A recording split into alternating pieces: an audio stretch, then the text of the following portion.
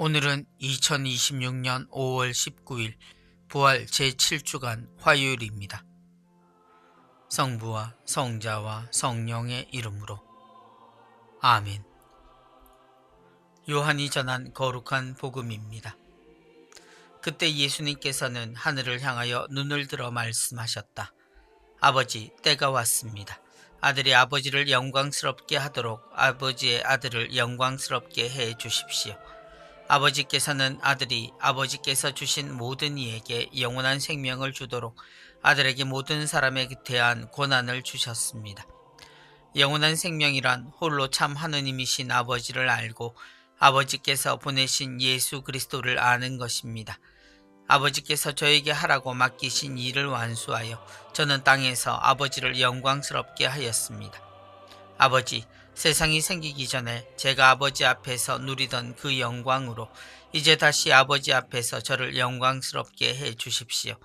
아버지께서 세상에서 뽑으시어 저에게 주신 이 사람들에게 저는 아버지의 이름을 드러내었습니다.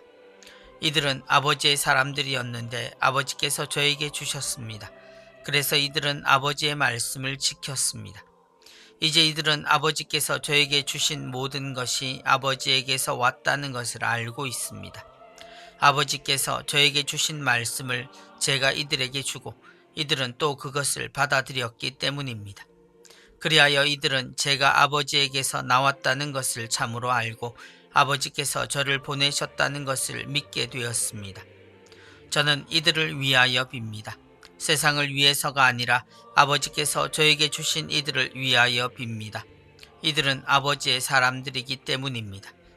저의 것은 다 아버지의 것이고 아버지의 것은 제 것입니다. 이 사람들을 통하여 제가 영광스럽게 되었습니다. 저는 더 이상 세상에 있지 않지만 이들은 세상에 있습니다. 저는 아버지께 갑니다. 주님의 말씀입니다. 그리스도님 찬미합니다.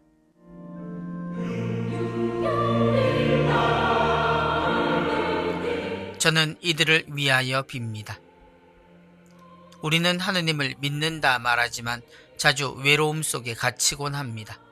주님이 계시지 않는 듯한 상황을 느끼고 그것이 신앙의 위기라 생각하거나 하느님을 의심하기도 하고 끈떨어진 상태라고 자포자기의 상황으로 자신을 몰아넣곤 합니다. 주님이 계시지 않은 성령의 기다림의 순간에 그 상황들을 떠올리며 우리가 기억해야 할 바를 복음을 통해 봅니다. 아버지, 때가 왔습니다. 당신의 순환이 왔음을 아시는 예수님은 동시에 그 다음의 이별도 준비하십니다. 이 순환이 당신을 결국 영광스럽게 하실 것이고 이것이 제자들에게 남길 확신이 되리라는 것을 아시는 예수님은 제자들은 모르고 당신은 아시는 그 시간을 기다리십니다. 바로 주님의 승천과 성령 강림으로 이어지는 사건입니다. 아버지께서 주신 모든 이에게 영원한 생명을 주도록 이들에게 모든 사람에 대한 권한을 주셨습니다. 예수님은 이 십자가 위에서 세상에서 하느님의 뜻과 세상의 모습이 모두 드러나리라는 것을 알고 계셨습니다. 그리고 이 사건을 죽음으로 향하는 고통과 순환으로 몰아가는 그들에게 참 생명의 길을 깨닫게 하시려는 기회로 만드시려 아버지께 기도하십니다. 이것이 죽음 위의 아들이 영광스럽게 하는 길입니다. 바로 부활입니다. 저는 이들을 위하여 빕니다.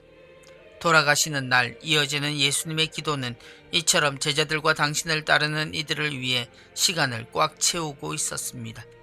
이제 곧 주님을 잃어버릴 제자들은 계속 공포와 두려움에 자신조차 잘 지켜내지 못하는 두려움에 갇히겠지만 정작 주님은 이 모든 상황 앞에서도 당신이 아닌 아버지와 아버지가 맡기신 사랑하는 이들을 위한 기도를 드리십니다. 이들은 아버지의 사람들이기 때문입니다.